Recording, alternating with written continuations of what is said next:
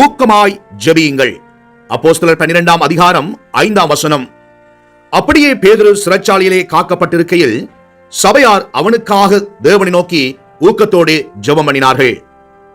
ஜெபம் ஒரு கிறிஸ்தவ ஜீவியத்தின் பிரதான அச்சாணியாகும். ஜெபிக்காத கிறிஸ்தவர்களாய் ஒருபோதும் ஜெயமான வாழ்க்கையை வாழ்ந்துவிட முடியாது. கர்த்தராகிய இயேசு கிறிஸ்துவும் பல தடவைகளில் ஜெபத்தின் முக்கியத்துவத்தை குறித்து சீஷர்களுடன் பேசினார்.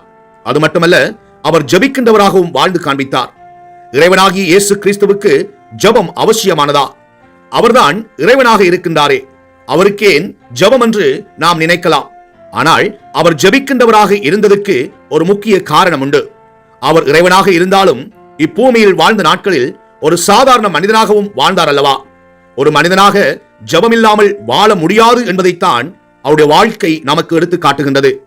ஆம், அவர் ஜெபிக்கின்றவராகவே இருந்தார். ஏரோது ராஜா சபையை துன்பப்படுத்தினது மட்டுமன்றி பேதுருவையும் பிடித்து சிறைச்சாலையில் அடைத்தான். பேதுரு சிறைச்சாலையில் அடைக்கப்பட்டிருக்கும் போது சபையார் அவருக்காக ஊக்கத்தோடு ஜெபம் பண்ணினார்கள். சபையாரின் நேர்மையானதும் ஊக்கமானதுமான ஜெபம் பேதுருவின் கைகளில் இருந்த சங்கிலி விலங்குகளை உடைத்தது. இருப்பு கதவுகள் தானாக திறவுண்டன. அடைக்கப்பட்டிருந்த பேதுரு அற்புதமான வழியில் விடுதலை செய்யப்பட்டார்.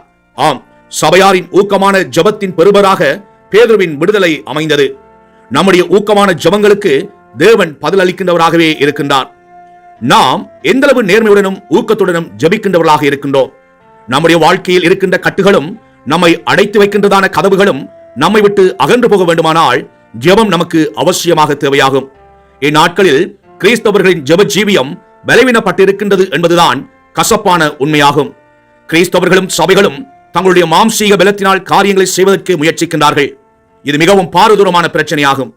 ஜெபம் இல்லாத வாழ்க்கை கூரை இல்லாத வீட்டை போன்றது. கூரை இல்லாத வீட்டுக்குள் மழையும் வெயிலும் வருமல்லவா? அது மட்டுமல்ல, காற்றுகளால் அடித்துக் கொண்டு வரப்படுகின்ற சகலவிதமான தூசுகளும் வீட்டுக்குள் வருமல்லவா? அதை போலவே ஜெபிக்காதவர்களின் வாழ்க்கையும் ஆபத்தான நிலையில் இருக்கின்றது. நம்முடைய ஜெப வாழ்க்கை எவ்விதமாக இருக்கின்றது என்பதை நாம் சோதித்து பார்க்க வேண்டும்.